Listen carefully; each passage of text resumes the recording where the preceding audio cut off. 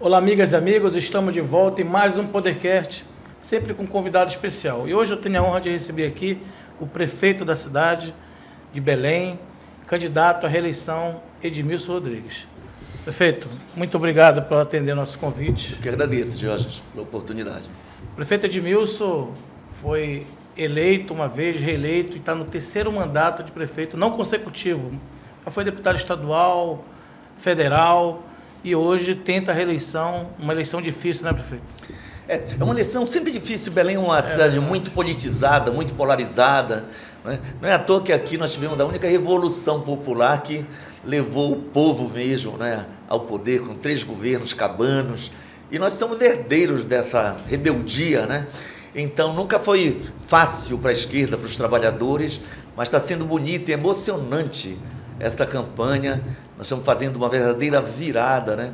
Então eu tenho o privilégio assim de ser um belenense apaixonado pela cidade, de ter uma origem humilde e ter esse sentido de ser um vencedor como a maioria do nosso povo, né? Porque quando a gente fala em crise econômica, aí a gente vê a crise dos bancos, das empresas. Na verdade, o povo da periferia, os trabalhadores, sabem o que é crise todos os dias da sua vida, né? Por isso que sabe mais de economia do que muitos doutores em economia, porque é a economia da sobrevivência diária, né? É claro que a estrutura social, ela acaba provocando muita fome, muita desgraça e violentando direitos e infelicitando famílias, né? Então eu sou um cara de origem humilde, Diógenes, nasci no Guamá, minha mãe mora aos 90 anos no Guamá, na Conselheiro Furtado, estudei no Grupo Paulo Maranhão, né? Sou daquele momento de uma infância linda, visitei anteontem ou ontem pela manhã a Paz de Souza e me emocionei, porque eu lembrei lá que o meu primeiro momento como experiência de professor, aos 12 anos de idade, se deu ali na Barão de Mamoré, onde tem uma igreja quadrangular, era uma escola em madeira, em sistema de palafita. Eu era aluno do professor José Veríssimo, no Paulo Maranhão, e ele me convidou para ser aluno do preparação para o ginásio, né? Nós fazíamos um vestibulinho para entrar no Colégio Augusto Meira, e ele saiu para resolver problemas e me deu a tarefa de segurar a turma. Eu tinha a mesma idade dos meus colegas e eu fui para frente deles ensinar algumas coisas que eu julgava saber um pouco mais. Eu sempre gostei de matemática, isso marcou a minha vida. Eu sou professor há 47 anos, sou professor universitário e sou professor do Estado. Eu tenho 2 vínculos empregatícios, isso me honra muito, porque eu não sou um político profissional. Agora, por ser professor e ter comandado lutas importantes, ser fundador da APEPA, que é a Associação de Professores do Pará, no tempo da ditadura, e depois da FEPEP, eu fui o primeiro presidente da FEPEP, eu fiquei conhecido, né? E acabei sendo o primeiro deputado eleito, junto com Valdir Ganser, pelo PT, em 1986. Aí eu estava com menos de 29 anos de idade, era muito jovem, foi um mandato interessante, porque houve a Constituinte, houve dores, porque em 87, no meu primeiro semestre de mandato, eu vi o meu querido camarada advogado de luta dos camponeses, Paulo Fonteles, ser morto com um tiro na mente, né? Eu disse, poxa, nós que somos de esquerda estamos... né? Exatamente, estamos correndo risco. E logo depois, já em 88, em dezembro, o João Batista morto, eu estava com ele à tarde debatendo a Constituinte, o regimento da Constituinte, e à noite soube que ele tinha sido baleado. Então veja só, nós estamos nesse momento em que realmente a política era muito vinculada à questão do extermínio, da violência. Hoje não está tão diferente, mas realmente eu posso dizer que eu sou um privilegiado, porque fui 3 vezes deputado estadual, 2 vezes deputado federal, tenho o privilégio de estar no meu 3º mandato de prefeito, né? E mantendo uma relação com ideias firmes, combatendo desigualdades, mas ao mesmo tempo mantendo uma relação respeitosa com as pessoas diferentes. Era interessante isso, porque um Zeno Veloso, que era do PDS, que foi um grande jurista de também, direita, mas era um grande jurista, se tornou meu amigo, por exemplo. O Ronaldo Passarinho, né, que foi um cara, sobrinho do Jabas Passarinho, tem um respeito até hoje por mim muito grande, porque a diferença política não nos impede de ter relação respeitosa entre as pessoas. Então essa é um pouco da minha história, né? Movimento social, movimento sindical, tive atuação na formação de centros comunitários na região do Tucunduba. Então os moradores da passagem Joana d'Arc me viram bem jovens ajudar na construção do centro comunitário União Faz a Força. Os moradores da Francisco Monteiro me viram bem jovem ajudar na construção do União do Povo na Luta, o Centro Comunitário Povo na Luta. Então, participação nesses movimentos, participação no movimento sindical, me deram uma projeção que me levou a ser eleito ainda muito jovem deputado estadual, e eu tenho na minha história muitas vitórias assim. Se uma pessoa hoje entra no ônibus, paga meia passagem, se um pai paga meia passagem para o filho ir à escola, ele tem que saber que isso foi fruto de luta estudantil, mas teve um deputado também que apresentou a lei, que lutou junto com os estudantes para transformar essa luta num direito importante. E muitas outras conquistas em favor dos servidores públicos. E hoje, como prefeito, eu posso te dizer que estou dando a minha colaboração como cidadão, depois de ter vencido uma Covid. Eu tenho 2 sofrimentos, Diógenes, nesse primeiro mandato da segunda fase, meu terceiro mandato. Sim. Um primeiro sofrimento foi que eu quase morri de Covid. Então a Covid não foi para mim uma teoria, né? A pandemia foi cruel para o povo, ela foi ruim para todo mundo, que impedia as pessoas de trabalharem, ambulantes não podiam ir para a rua trabalhar, as universidades paradas, os ônibus vazios, empresas falindo. Mas foi para mim muito ruim, porque eu quase morro, né? Fiquei um mês internado, mas tive um outro sofrimento este ano, em abril, quando eu perdi um filho de 16 anos. Essa dor é uma dor indescritível, muito forte, né?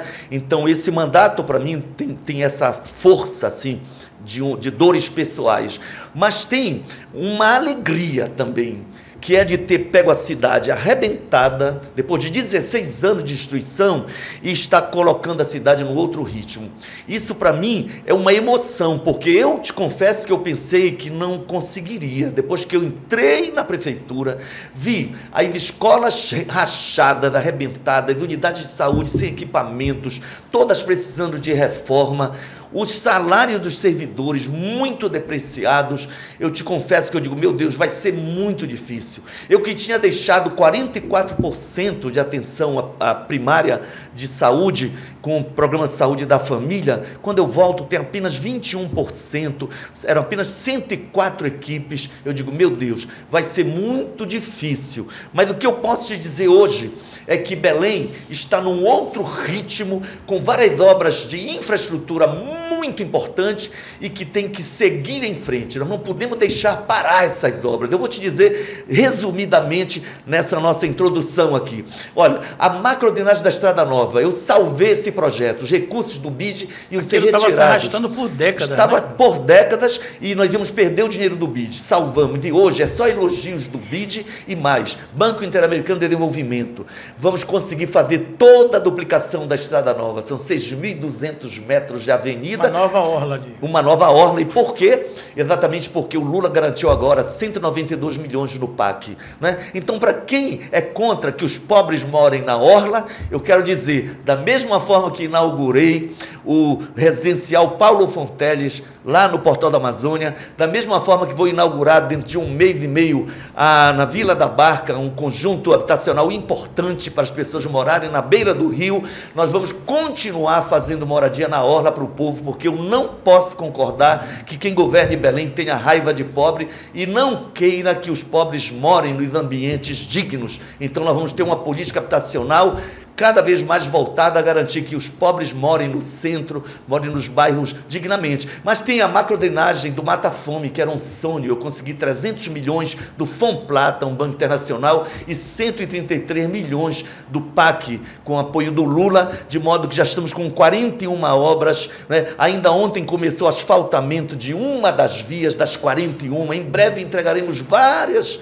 ruas drenadas, pavimentadas, para bairros como Tapanã, Pratinha, Parque Verde, São Clemente, 150 mil pessoas dessa região se sentirem beneficiadas com uma obra de macrodrenagem e urbanização. E, além disso, o Parque São Joaquim. Você imagina o que é ligar a Avenida do Aeroporto até a Baía do Guajará, com um grande parque para favorecer lá na Ponta Barreiro, Telégrafo, Sacramento, parte da Pedreira, as Malvinas, a Maracangalha. Olha, se eu somo macrodrenagem da Estrada Nova, São Joaquim e Mata Fome, são mais de 600 mil pessoas de uma cidade que tem 1.300.000 pessoas. Então, são obras de impacto. Mas quando a gente soma a isso, saúde, as mudanças que estão ocorrendo na saúde, longe do meu sonho, mas já tem mudanças importantes, porque eu tinha 104 equipes, estou com 348 equipes do programa de saúde da família. Nós conseguimos com Lula aumentar 7.300.000 ao mês para média e alta complexidade, que atende aquelas pessoas que têm traumas, acidentes de moto, um colapso cardíaco. Então foi um aumento importante, aquém do que eu quero, porque Belém recebe só metade do que Porto Alegre recebe, e o povo do norte... Praticamente a mesma população, né? A mesma população, então não é justo que se trate um Diógenes, um Edmilson, ou o seu Raimundo da Terra Firme, a Dona Maria lá do Bengui, como se fôssemos semi-cidadãos, não é? Então, porque o cara é gaúcho ou é curitibano, ele recebe o dobro de Belém, e o Lula tem que mudar isso, e tem ajudado na mudança, mas está sendo lenta, tanto que aumentou, é significativo, 7.300.000 ao mês é significativo, mas nós temos que nos equiparar às cidades do centro-sul do país, porque nós temos direito a isso, né? As nossas vidas importam tanto quanto as vidas de gaúchos, curitibanos, paulistas, cariocas. Então, um pouco esse é o sentido, assim, desse novo momento que Belém está vivendo, que eu achei difícil, porque eu peguei 2 anos de pandemia, eu mesmo quase morri, né? Peguei uma cidade muito endividada, repasses estaduais diminuindo, foram quase 523 milhões até dezembro passado, a menos do ICMS. Então, com menos recursos, foi difícil, mas hoje estamos numa fase boa, com o apoio do Lula, do lado do povo, para manter Belém no ritmo. Wilson, eu quero aproveitar logo e fazer uma consideração, porque eu sempre te ouvi, enquanto deputado federal, cobrando essa melhor partilha desse bolo orçamentário. Tem a questão federal, né, como você bem disse, o Lula tem ajudado, mas a nível local nós temos essa questão da partilha do ICMS. Belém, além de todos esses problemas históricos, né, ter mais de 50% de áreas favelizadas, isso não vem de agora, obviamente faz parte de um contexto, uma contextualização histórica, né, da formação da nossa cidade. Falta dinheiro para dar conta de obras estruturantes, porque obras estruturantes não são baratas. Sim. E de onde é que se tira isso, né? Em período de campanha a gente vê muitas promessas, muita gente, né, fazendo lucubrações, mas quando a gente assume um cargo público e encara esses desafios, como tu encaraste, e estás, né, dizendo que foi difícil, obviamente falta dinheiro. Como é que tu pensas nesse segundo mandato, agora quarto, né, mas segundo nessa sequência, lutar por mais recursos e evitar essas perdas do ICMS? Se bem que teve uma pequena correção agora, né? Depois de insistir muito, eu participei de um movimento de vários municípios, 140 municípios, dos 144, né? Inclusive de Santarém, Ananindeua, Daniel, vários prefeitos. Muitas perdas, né? Muitas perdas, né? Porque só ganham os municípios mineradores. Então, para ter uma ideia hoje, Jorge, o município de Canaã tem 70 mil habitantes. Um bairro de Belém. Ele recebe 2,5 vezes o que nós já recebemos de ICMS. Parauapebas tem 220 mil habitantes. Eles recebem 3,5 vezes o que nós recebemos. Ora, a cidade é a capital. Além do número maior de habitantes, aqui a gente recebe pessoas até de outros estados. Só para ter uma ideia, quando ocorre um acidente em Ananindeua, em Marituba, ou às vezes lá em Marabá, que é uma cidade mineradora, rica, recebe muito mais que Belém, não é? Os prefeitos geralmente mandam ambulâncias para a gente salvar vidas. Olha, só para ter uma ideia, isso é estatístico, pode ser provado, para cada 100 pessoas que sofrem acidentes e precisam de traumatologista, a metade vem de fora. E eu tenho que salvar vidas, eu não vou deixar ninguém morrer sem assistência. É claro que se eu podia cuidar de 50, eu estou cuidando de 100, é mais gente demandando leito. Aí você vê o corredor do pronto-socorro municipal, com a porta do hospital aberta, você vê aquela situação de um bando de gente, você vai procurar de onde vem?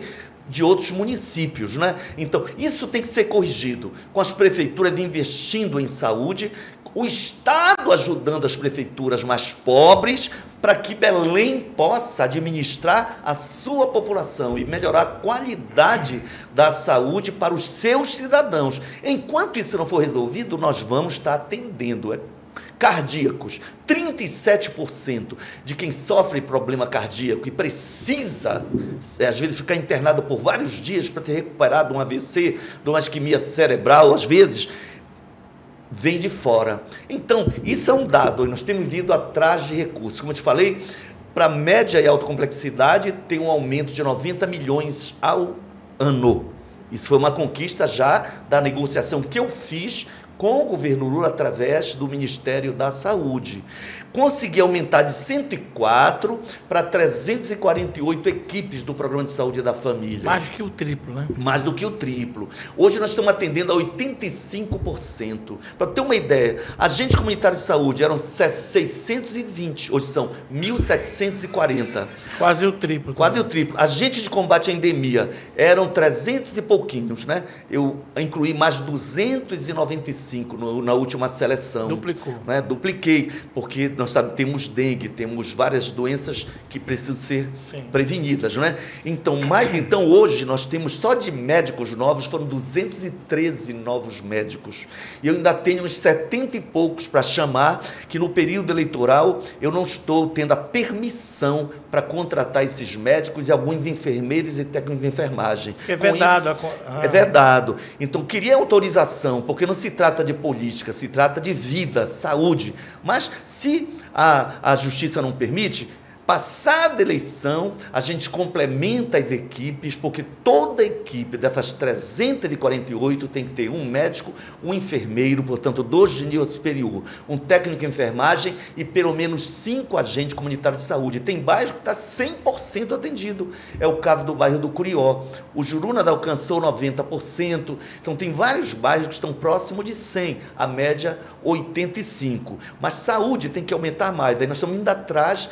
Como fizeste a pergunta sobre financiamento, saúde tem sido uma fonte de financiamento.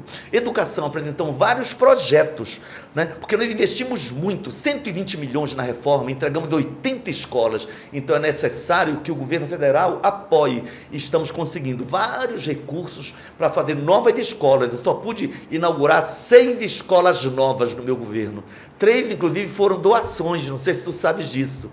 Uma dos funcionários do Banco do Brasil, a creche Betinho, 2 de uma empresa que é aquela Porte Engenharia e 3 escolas construídas pela prefeitura e outras que estão em obras nesse momento. Mas eu reconstruí 80 escolas, inclusive o prédio... Todas climatizadas? Todas climatizadas, 70 com placas fotovoltaicas para dar energia solar, para economizar e evitar a poluição do meio ambiente, 32 com aquela tecnologia de biorremediação, ou seja, o material orgânico é colocado dentro de um grande balão, um biodigestor, e produz gás, e a cozinha, portanto, o fogo é um fogo grande, produzido biologicamente. Então, tudo isso são e a merenda escolar também, uma parte dela da agricultura familiar. A agricultura familiar, hoje, mais do que a lei nos permite, né, que até 30% a gente é obrigado, mínimo, a gente está comprando, e os produtores rurais, principalmente aqui da região metropolitana, mas de Mosqueiro,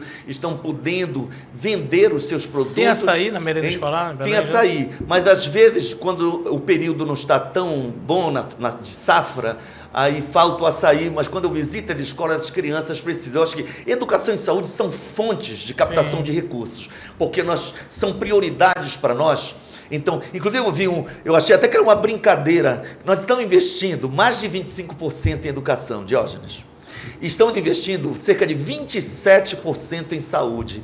2 candidatos disseram que vão investir 3 vezes mais em saúde. Eu fiquei pensando, como é que o camarada, ou é muito despreparado ou quer mentir para o povo. Então, tem pessoas que não gostam nem da verdade nem do povo. Porque dizer que vai investir 3 vezes mais significa que só em saúde ele vai investir 81% dos recursos e abandonar o resto. Então, é falta de ou experiência, ou de conhecimento, ou de seriedade. Então, nós estamos indo atrás de recursos, mas eu consegui muitos recursos dentro do PAC, como eu te falei. Ora, 192 milhões para garantir a conclusão da duplicação da Estrada Nova, porque os recursos do BID não eram suficientes. E por que não eram suficientes? Porque o Zenaldo devolveu 50 milhões de dólares. Não me pergunta por quê. Eu já ia fazer essa pergunta. Não foi um crime. Ele apenas disse, olha, eu quero abrir mão desse empréstimo. Eu quero manter os 71. Mas eram 121 milhões. Ele disse, eu vou Ele não tinha projeto? Tinha projeto, mas não estavam bem executados. Eu não entendi a razão. Eu sei que em 2019 foi devolvido 50 milhões. E agora, graças a Deus, o Lula nos garantiu esses 192 milhões, de modo que, além da macrodrenagem para favorecer com o fim do alagamento, os bairros como Jurunas, Cremação, Condo, parte do Guamá, parte até da Batista Campos, porque você sabe que Batista Campos, a gente diz, é bairro de rico, né? Não, mas quem está ali na Pariquis e olha o canal da Dr. Moraes, sabe que muitas famílias humildes estão ali e sofreram alagamento. Então, ela faz parte da bacia da Estrada Nova. Então, são 263 mil pessoas só na bacia da Estrada Nova que são beneficiadas com a macrodrenagem. Mas se eu faço a macrodrenagem para evitar alagamentos, eu tenho que fazer a urbanização também. E aí, a avenida, as transversais, todas lindas, com iluminação em LED, canteiro central arborizado, ciclovia, asfalto de primeira, e tudo isso está em obra, está virando uma realidade total, mas já é realidade porque nós vamos inaugurar já um trecho da Estrada Nova e estamos com recurso para fazer 100% da obra. Antes da eleição, não é mais possível. Eu acho que antes da eleição nós temos condição de inaugurar já um trecho. Entendi. Antes da eleição. Mas eu não sei se a gente vai inaugurar, porque nós estamos em processo de obra, então mais um trecho está perfeito. Belém virou um canteiro de obras, né? Virou um canteiro. Você pega assim, agora tem 2 macrodrenagens importantes que eu não consegui ainda o recurso. Quando o Macron esteve aqui com o Lula, foi visitar o Combu, eu fiquei reunido com a Agência Francesa de Desenvolvimento. Aí, meses depois, eu apresentei o projeto e vamos assinar um acordo com a agência francesa para captar recursos para a macrodrenagem do Paracuri, que é uma obra que foi iniciada com recursos da Dilma Rousseff ainda e foi parada, ficou 10 anos parada. É uma área importante de Quaraci, né? É muito conhecido o Paracuri, porque era de lá que se tirava argila para fazer o artesanato, marajoara, ali em Quaraci. Então, nós temos um projeto lindo de urbanização, da perspectiva do urbanismo verde, essa ideia de cidade esponja, essa ideia moderna de urbanismo para preparar a cidade, torná-la mais resiliente à crise climática. É um projeto lindo que foi feito por nossa equipe, com o apoio da GIZ alemã, com o apoio de várias instituições. Então, nós estamos agora já apresentamos para a agência francesa, espero em breve assinar um acordo. E com o governo espanhol, estamos desenvolvendo um projeto. A Espanha nos garantiu, foram 270, me parece, mil euros. Isso aí dá 1 milhão e poucos mil reais para a equipe elaborar o projeto urbanístico e de macrodrenagem do Ariri Bolonha, que faz fronteira com Ananindeua. Então, esses programas todos, eles são fundamentais. Alguns iniciados em pleno vapor, né? Algumas obras importantes que tem apoio federal para preparar Belém para a COP, por exemplo, a reforma total do Ver-o-Peso, a reforma do mercado de São Brás, é um investimento grande no patrimônio histórico, porque eu já inaugurei. Ficou bonito ali, né? Ficou lindo demais. Para ter uma ideia, nós temos 190... Levanta a autoestima ali dos permissionários, do público em geral, né? Do povo de Belém, né? Porque você tinha o Ver-o-Peso, que eu inaugurei em 2002. Tu lembra disso? Lembro. 2002 inauguramos o Ver-o-Peso. 22 anos depois... né? Agora nós conseguimos recursos com o Lula para fazer a reforma total, incluindo o mercado de ferro e o mercado de carne. O mercado de carne vai ser um centro de gastronomia, com uma escola de gastronomia. Agora, a feira toda reformada e a obra está em 3 turnos. Se tu fores lá meia-noite, tu vai encontrar operário. 2 da madrugada, tu vai encontrar operário. Isso é uma determinação minha, porque gera emprego, é um investimento social. Porque é numa feira que vai beneficiar 4.000 feirantes, direto ou indiretamente, pescadores, produtores rurais de várias ilhas do entorno de Belém, do Marajó, daqui da Dona Guajarina. Então, tem uma função social muito grande, ao mesmo tempo, é um símbolo de Belém o Ver-o-Peso. O mercado de São Brás é a mesma coisa, é uma grande arquitetura, tem um valor histórico importante, mas tem os feirantes tradicionais e nós criamos 400 atividades comerciais. Entre restaurantes de luxo, porque é importante quem tenha dinheiro, deixar o dinheiro lá, gera emprego para garçons, para cozinheiros.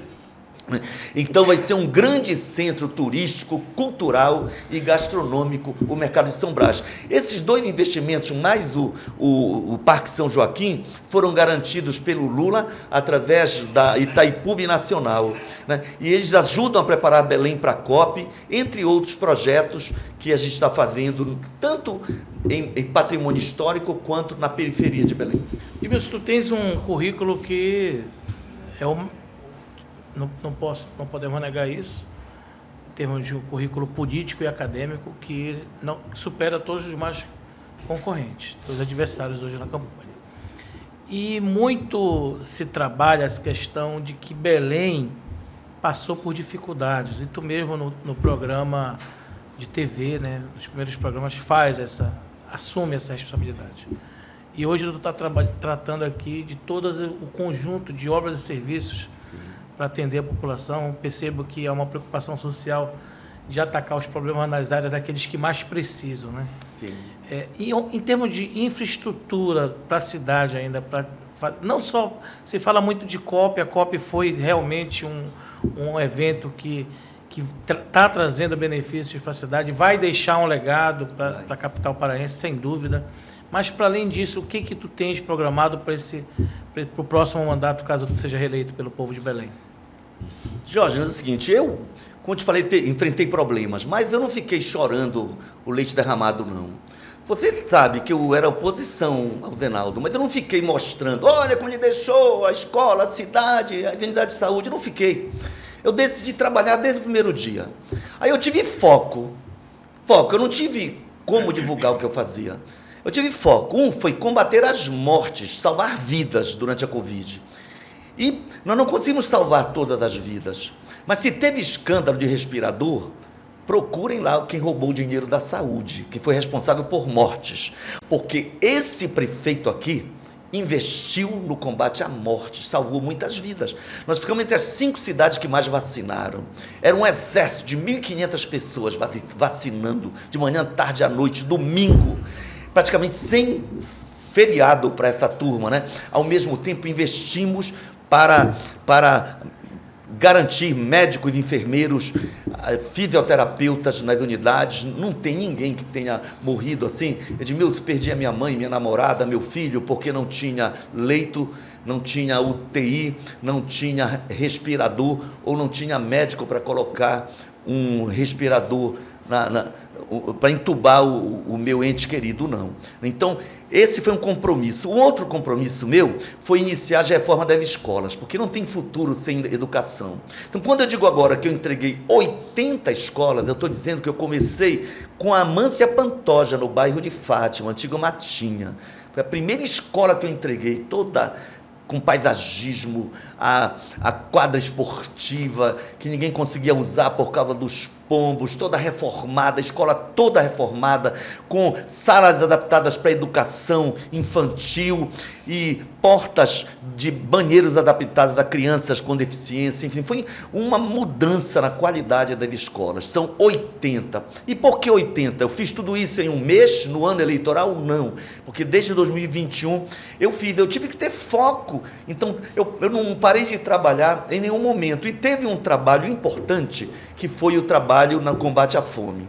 Criei o programa Bora Belém, estamos garantindo uma renda de até R$500 e já são cerca de 18 mil, agora 18.500 famílias, mais ou menos, significa dizer quase 90 mil pessoas que deixaram de passar fome, Diógenes. Isso para mim é algo importante, porque fome não é uma coisa admissível, não pode ser visto como uma coisa natural ver cidadãos de Belém passando fome. O estado do Pará, tu sabes, é o recordista em fome.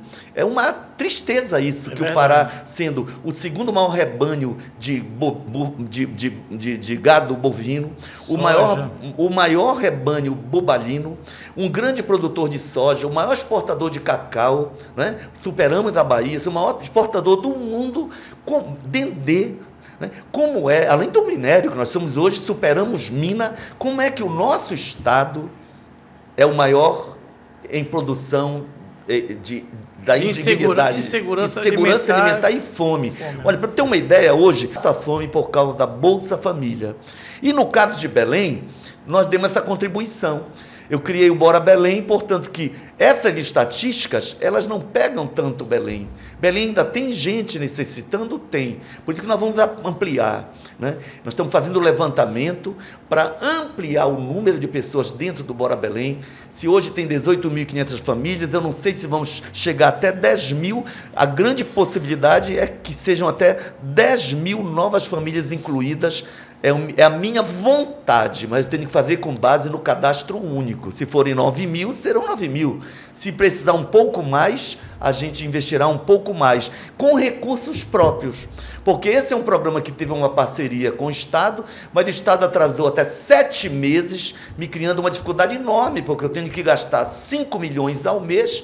Eu não posso ficar em dúvida se eu vou ter 5 ou 2,5 apenas. Então, eu acabei me preparando para cumprir essa obrigação com a população, do repasse. Independente do repasse do Estado. Vai faltar 2,5 milhões por mês que eu poderia fazer asfalto? Vai.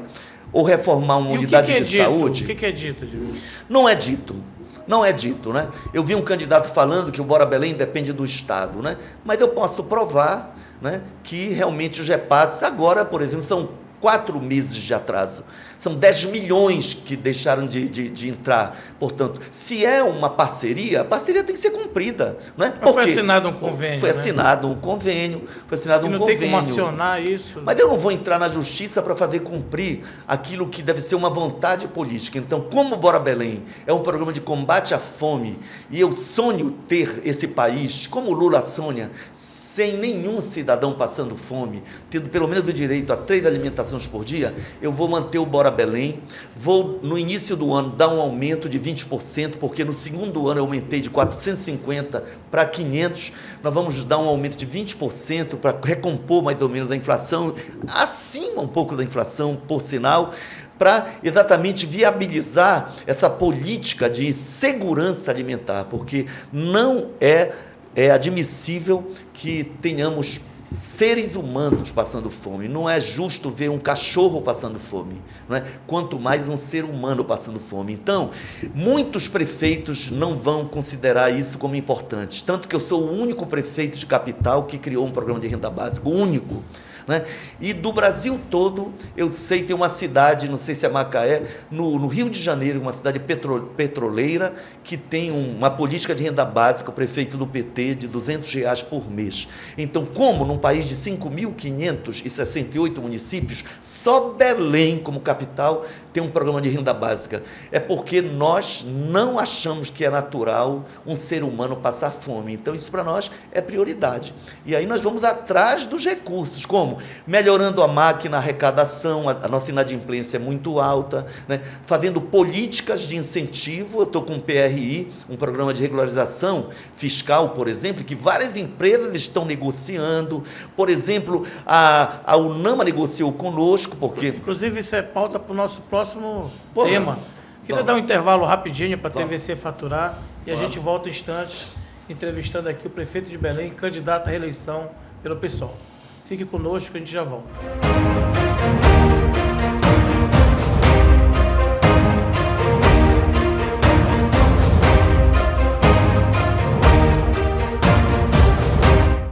Estamos de volta com o Podercast entrevistando o candidato a prefeito de Belém, candidato à reeleição, já que é o prefeito, Edmilson Rodrigues. Edmilson, você é urbanista, né?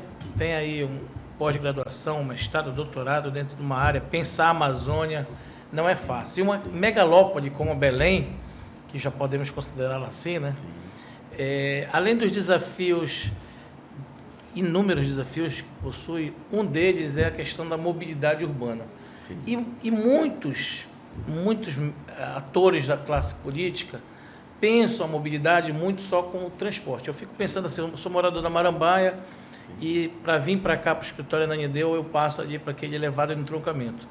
Para quem é ciclista e pedestre, aquilo ali é uma obra extremamente excludente, porque não pensou a questão de como esses dois cidadãos poderiam atravessar aquela região.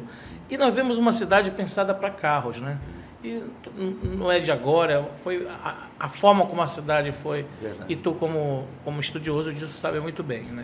Que foi muito mal planejada, ou não planejada, digamos assim. Não planejada, verdade. E hoje nós temos a questão aqui, vimos muito na imprensa isso, né?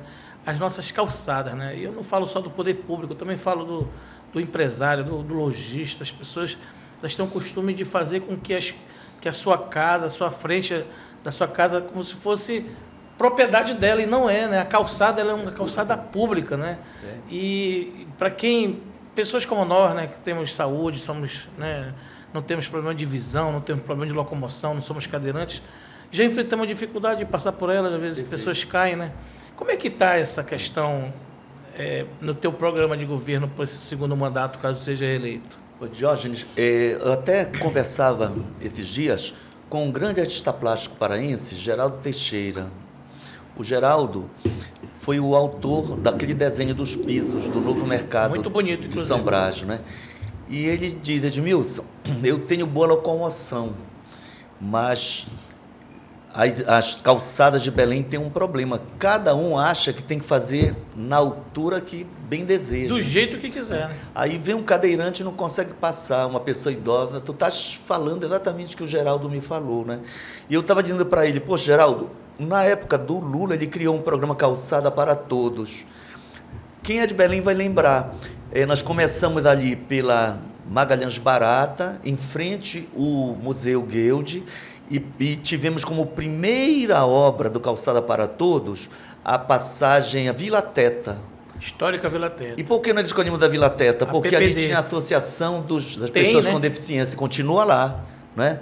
Então, aí era o quê? Uma calçada com aquele tipo de ladrilho em que tátil que o cego pode se guiar, né? E quando possível tinha uma faixa verde, né? Só que aí os recursos federais deixaram, esse programa acabou do Ministério das Cidades, né? Então agora é necessário negociar nacionalmente. Independentemente disso, nós conseguimos recursos para muitos projetos urbanos e que vão afetar a mobilidade positivamente. Porque, como eu te falei, as obras de macrodrenagem, elas são importantes para viabilizar o caminho dos rios, evitar os alagamentos, né? Microdrenagem, a gente está pensando em macrosistema de drenagem, mas é claro que por baixo da terra fica isso, né? Alguns rios vão virar rios urbanos mesmo. Agora, nós temos que ter as vias para garantir o direito de ir e vir, seja de bicicleta, seja como pedestre, seja num ônibus, né? Então, essa ideia de ligar bairros periféricos ao centro, mas também dentro daquelas áreas periféricas, você ter a circulação permitida. Então, dentro dessa visão integrada de urbanismo, essa tua questão deve ganhar relevo. Eu quero, no próximo mandato, criar um programa Calçada Cidadã, ou Calçada para Todos, ou Calçada Verde, porque a ideia do verde não é porque seja tudo gramado, não, mas essa ideia de ter uma faixa verde é muito importante para que a gente possa rearborizar a cidade.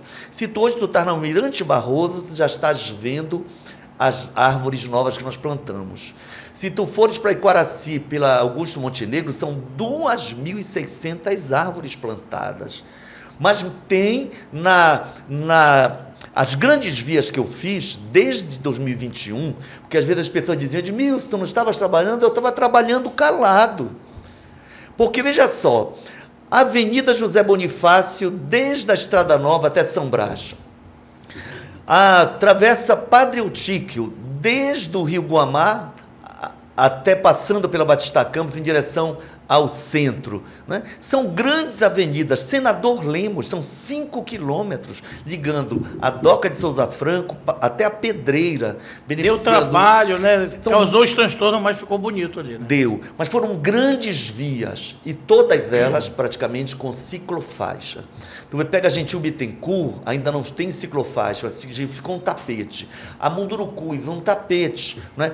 Então nós fizemos várias grandes obras nessas, digamos, avenidas que ligam a periferia ao centro, porque é importante para quem mora, digamos, na Pedreira, na Terra Firme, no Guamá, se dirigir ao Ver-o-Peso, ao centro comercial, onde a maioria dos empregos está sendo criado, mas é importante também que quem mora em Nazaré, ou quem mora lá no Reduto, possa pegar a Senador Lemos para ir para o aeroporto, para ir para Mosqueiro, e pegue uma avenida modernizada. Então, a Doutor Freitas é outra via, Antônio Barredo, outra via. Então, são grandes ruas que fizemos. Só que agora, Diógenes, depois dessa fase em que eu fiz grandes ruas importantes, eu estou fazendo 278 obras, todas na periferia.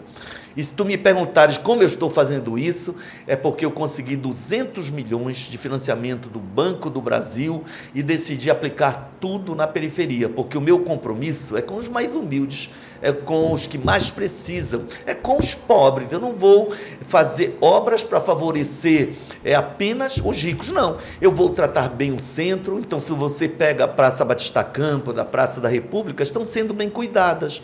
Quando eu falo em Senador Lemos, eu estou falando de uma avenida que beneficia a Pedreira, a Sacramento, o Barreiro, mas beneficia também o Marizal, né? Se eu estou falando da Zé Bonifácio... A cidade como um todo, porque todo mundo trafega. Porque todo mundo... Então, mas você tem que fazer aquelas obras que não é porque você mora na Batista Campos que o prefeito, que é a favor dos pobres, vai implodir a Batista Campos. Não, a gente vai cuidar bem da Batista Campos, mas vai fazer o principal investimento para tirar aquelas pessoas que estão na periferia, que estão nos alagamentos. Edmilson, tem uma periferia... São muitas obras que são obras urbanísticas. Então, essa é a tua ideia.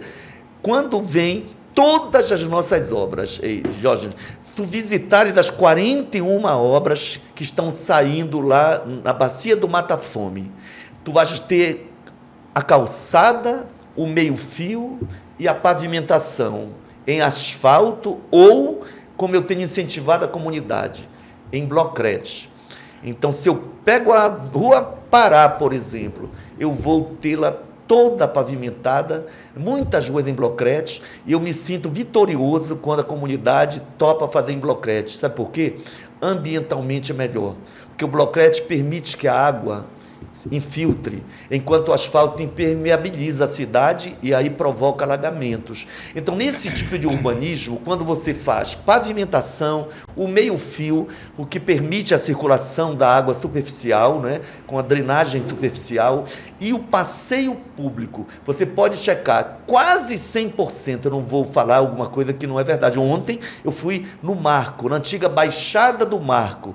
Aí, por exemplo, quando eu passei na Vileta, a comunidade disse, Edmilson, ainda não foi feito o meio-fio e a calçada. Eu disse, mas vai ser feita.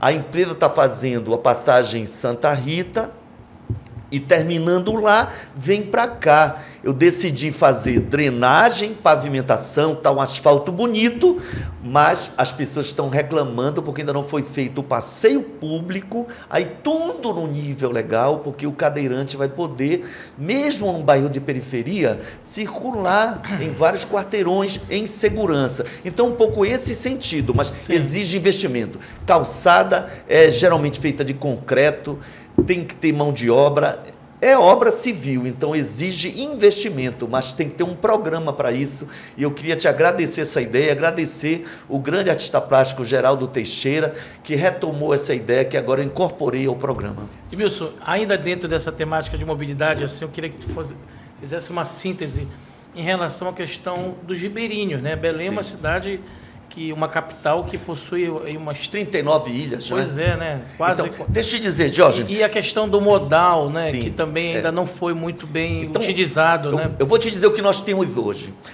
A CEMEC vivenciou esse problema. Como construir escola? Por exemplo, na Ilha Grande, que fica ali ao lado do Combu. A gente fala muito do Combu, né? Mas ali tem várias ilhas. Então, a Ilha Grande. Aí nós construímos a Escola São José. Tem placas fotovoltaicas. Mas como é que os garotos que moram nas outras ilhas vão para São José? Então, a CEMEC resolveu o problema fazendo uma licitação. Hoje nós temos 35 barcos que pegam as crianças nas várias ilhas, né? Os ribeirinhos. Então, é a cooperativa de barqueiros. Então, são os próprios pais das crianças que são donos dos barcos e hoje eles servem a CEMEC. E servem a população também. Só que eles têm uma formação pedagógica dada pela CEMEC, porque a criança, da feita que é pega em segurança na ilha, o barqueiro é mais do que um piloto, ele passa a ser um educador também. E se um pai de aluno resolve se deslocar entre ilhas, ele pode usar aquele barco, mas a responsabilidade é do barqueiro com a segurança das crianças. Ele não vai pegar qualquer estranho. Entendi. Agora, temos uma linha que é subsidiada, que é Iquaraci-Cotijuba. Isso você pode falar para qualquer amigo seu que venha de fora, qualquer pessoa de Belém diz, vamos para Cotijuba, tem os horários certos e paga R$4. Mesmo preço da tarifa. Mesma tarifa de ônibus. Só que final de semana e feriados é o dobro. Por quê? Porque já não é o aluno do ensino médio já são quem vai para que vem de lá para Iquaraci. Né? Não é? Aí já é quem queira passear. Aí, nesse caso, a gente não tem como subsidiar. Mas hoje a prefeitura paga aquela dona da empresa de barco para manter o preço subsidiado. E aquele outro que sai de Belém para... Belém Mosqueiro é uma capacidade, me parece, de 400 ou 500 pessoas. Está funcionando normalmente? Não está funcionando normalmente porque a demanda é muito pequena. Aí não está sendo sustentável. Agora, durante as férias, voltou a funcionar bem, porque a demanda aumentou. Mas eu não quero deixar de mantê-lo. Então, o que eu estou dizendo, ele não está funcionando bem, mas nós estamos com um contrato, só que não dá para subsidiar, por quê? Se o barco é grande e tem 500 passageiros, e eu estou tendo apenas 10, 20 passageiros por viagem, a prefeitura não tem como pagar por 480 passageiros. Então, nós vamos ter que replanejar para ter aquela embarcação com 100, 80 passageiros, para estar sempre ou com metade ocupada ou lotada, mas embarcações seguras e velozes. Então, esse é o planejamento. Então, se eu puder te falar em mobilidade fluvial, é isso que nós temos hoje. Mas tem um apoio do governo espanhol para fazer um troncal fluvial. Essa é uma novidade, talvez tu não saibas. O troncal fluvial faria Mosqueiro, Iquaraci, Ver o Peso. A embaixadora esteve mês passada, nós divulgamos, mês passado em Belém, gostou do projeto, ela trouxe os técnicos da União Europeia, então o projeto está sendo elaborado de um troncal fluvial, né?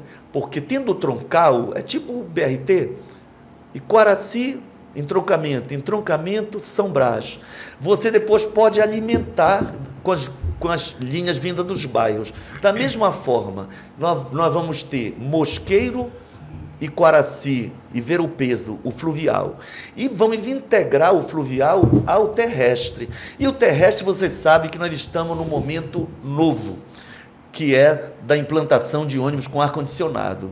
Aí, Diógenes, nós estamos enfrentando, para responder sobre mobilidade, eu vou ter que falar em algo que não agrada a todo mundo. Sim, pode dizer. Tem uma candidatura aí da família Barbalho que o camarada votou quando era vereador, ele era da base do Zenaldo. E votava em tudo que o Zenaldo mandava. E votou contra os ônibus com ar-condicionado. Na verdade, esse projeto que está sendo muito requintado, né? Os únicos vereadores que votaram a favor do projeto, eu lembro que o vereador Chiquinho, né? Doutor Chiquinho, né? Doutor Chiquinho era hoje do PSOL, tá no PDT, hoje ele está no PDT. Que só quem votou nesse projeto foram os vereadores do PSOL, os 3 vereadores. Os 3 vereadores, é verdade, é. Os outros todos, sob a outros orientação todos do prefeito, do né? prefeito, Talvez, votaram, votaram contra, né? Agora, como é que está hoje essa questão Hoje. da licitação, Edmilson? Tá. Porque isso, Tá. o portal Estado do Pará Online fez uma cobertura intensiva sobre isso. Sim. Né? Deixa eu te Garantiu o contraditório, garantiu a fala da prefeitura, Perfeito. garantiu a fala do TCM, Sim. para deixar a população informada sobre isso. Mas hoje, como é Tá. que está essa questão do transporte público em Belém? Jorge, qual é o certo, como em qualquer metrópole do mundo? Licitar. Claro. A prefeitura, ela dá concessão. Aí as empresas operam. Exato. Então, nós fizemos uma licitação, deu deserto. Não compareceu Para a ninguém. população entender, nenhuma empresa decidiu concorrer. E por quê? Porque nós não conseguimos mudar a lei. Que uma das leis feita no tempo do Zenaldo ainda, estabelece 6 anos de contrato apenas. Então, vamos dizer, tu és empresário de ônibus, aí tu concorres. Para operar uma linha de São Brás até a universidade, tu precisas de 20 ônibus, cada ônibus R$1 milhão, mais ou menos. Tu vais precisar de 20 milhões. Só para botar o Tu ônibus. pedes um empréstimo no BNDES. Como é que tu vais pagar isso? Em 6 anos, talvez tu não pagues. Então, no mundo todo, no Brasil, às vezes concessão de 15, 20 anos. Como aqui são apenas 6 anos, as empresas do Brasil todo podiam participar, de todo o Brasil, nenhuma empresa. Pois é, mas qual é o ponto específico dentro da legislação que impedia isso? Eram os 6 anos. Elas podiam participar. Só durante 6 anos explorar o serviço.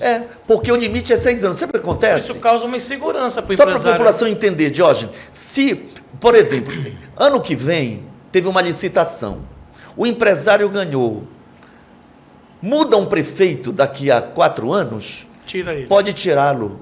Aí ele está endividado porque ele comprou 20, 40 ônibus. Entendi. É dívida de milhões. Então nós temos que mudar a legislação E municipal. foi mudada? Não foi mudada. Não foi mudada. Aí a CEMOB procurou um outro caminho, de fazer por partes. E nós não conseguimos avançar nisso. Aí chegamos a um acordo, Prefeitura, Governo do Estado e CETRANSBEL. O CETRANSBEL representa 19 empresas de ônibus. Eles fizeram uma choradeira, mas tem base real. Eles alegam que a tarifa de Belém é muito baixa. Eles dizem que a tarifa é baixa, mas eles sabem que se a gente aumenta, o povo não tem como pagar, porque Belém é uma cidade pobre. E eles têm razão, no entanto, que durante a pandemia... Dizem também que tem muita concessão, para policiais, para idosos. Mas isso não é verdade. Porque é melhor ter estudante pagando medo do que não ter ninguém dentro do ônibus. Agora, é verdade que durante a pandemia os ônibus estavam vazios. E aí, houve muitas empresas que quebraram mesmo. Houve. Nós Isso temos é verdade. várias linhas que saíram de circulação em Várias Belém, empresas que saíram mesmo, eu tive que substituir.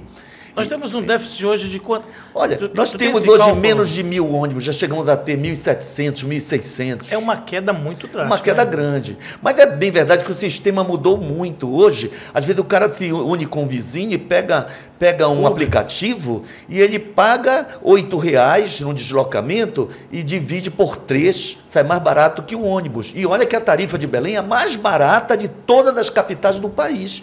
Qualquer cidadão hoje pode pesquisar. Tarifa em São Paulo, tarifa em Manaus, tarifa em Marabá, tarifa em Santarém. Belém é a mais barata das cidades grandes do Pará e a mais barata das capitais do Brasil. Então, como é que nós estamos buscando solução? 2 caminhos. Um caminho, num acordo com as empresas, Belém abriu mão de impostos para empresas comprarem 300 ônibus com ar-condicionado, todos adaptados a pessoas com deficiência, todos com Wi-Fi. Quem comprou foi a prefeitura? Não, as empresas. As empresas com Nós abrimos um mão... acordo do ICMS. Esse acordo. Do ISS. Do ISS e da taxa de administração do sistema. E o governo do Estado o com ICMS. ICMS e PVA. E o federal, através do BNDES, para financiar, para emprestar o dinheiro, é isso? Não, o governo federal não entrou nesse acordo. Mas não tem um financiamento do BNDES? Não. Nós abrimos mão de imposto, a prefeitura deixou de receber. Quanto mais ou menos? Não, dá uns 20 e tantos milhões da prefeitura, outros milhões do Estado. Aí os empresários, com esse dinheiro, compraram 300 ônibus. Já chegaram 51, Diógenes. mas estão ainda nas garagens. Por quê? Semana passada, o doutor Raimundo Santana, juiz de direito, ele definiu que as empresas têm que colocar os ônibus em circulação. Só que ele deu um prazo de 15 dias para colocar ou se explicar o porquê não está colocando. Quando nós cobramos dos empresários, eles dizem que estão sendo pressionados a não colocar. E aí, isso é muito grave. É grave. Pressionado, mas eu acho que tem alguma candidatura que não tem interesse no ônibus com ar-condicionado. Quantos o TCM, aquele imbróglio com o TCM? Não, aí isso aqui é uma coisa, 300 certo. Ônibus, vem 300. Só que chegaram já 51, já deviam estar circulando. Aí eu provoquei a justiça, por quê? Porque se a prefeitura abriu mão de recurso, é dinheiro público. Esses 51 ônibus foram comprados com dinheiro público. Então, se as empresas não colocarem em circulação, nós vamos ver de que modo vai agir.